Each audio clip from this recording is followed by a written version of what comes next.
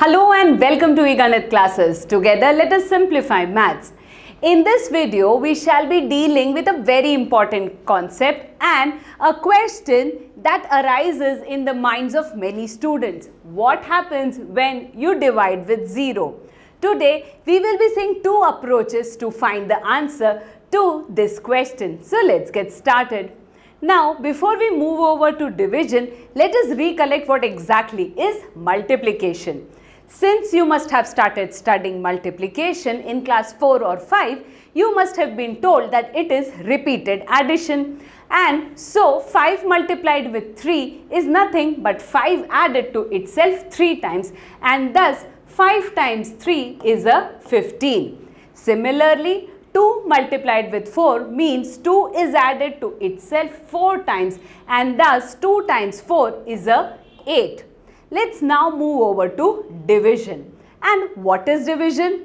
Like multiplication was repeated addition, division is repeated subtraction. And how does that work? Let's recollect. 15 divided by 5. So I have to find how many times can I subtract 5 from 15 to get a 0. Let's start. 15 minus 5 gives me a 10. So what am I doing? I am subtracting the divisor from the dividend, that is 15 minus 5.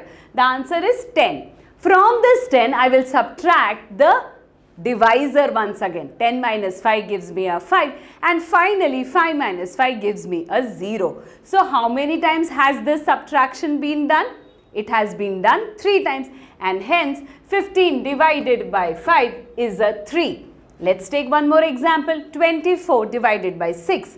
Let's start the subtraction. 24 minus 6 gives an 18. Finally, you get a 12, 6 and a 0. And this process was repeated 4 times. Thus, 24 divided by 6 is 4.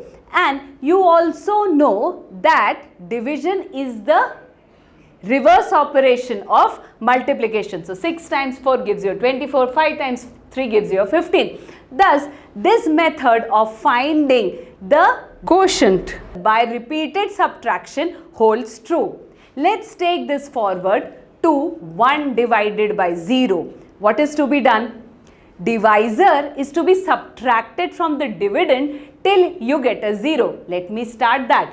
1 minus 0 minus 0. How many times should I do it to get a 0? And clearly this is not defined, and hence we can say that 1 divided by 0 is undefined. If this approach appeals to you, well and good. Otherwise, move over to the next approach. Here, what is 1 divided by 1? Clearly, it is 1. Let me ask you a few more questions. 1 divided by 0.1, 1 divided by 0.01, 1 divided by 0.001, and so on. You see that I am decreasing the denominator, and finally I reach a 1 upon 0. So let's get started. 1 by 1 gave you a 1. Here I get a 10. Here I get a 100. Here I get a 1000. Here I get a 10,000. So what is happening? As the denominator is becoming small, my answer or the quotient is becoming big. So here I finally reach to an infinity or not defined.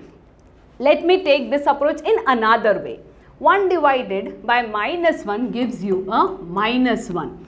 Now what happens when I try to divide 1 by minus 0.1 or by minus 0.01 or by minus 0.001 and so on, and finally I reach a 0. Let's start. Here I get a minus 10. Here I get a minus 100. Here I get a minus 1000. Minus 10,000 is the answer when 1 is divided by minus 0.0001, and approaching in the same way I am reaching to a minus infinity. So the same 1 upon 0 and 1 upon 0 once gave me a plus infinity, and in second time it gave me a minus infinity. Now this is the reason why 1 divided by 0 is said to be undefined.